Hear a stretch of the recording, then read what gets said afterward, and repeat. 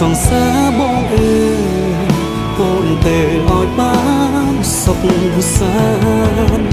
ទឹកភ្នែកអើយសូមកុំហូរមកគេមិនវិលមករកយើងឡើយនៅហូរធ្វើអ្វីគេទៅបានសុខហើយសង្សារបងអើយអូនទៅឲ្យបានសុខសាន្តទឹកភ្នែកអើយសូមកុំហូរ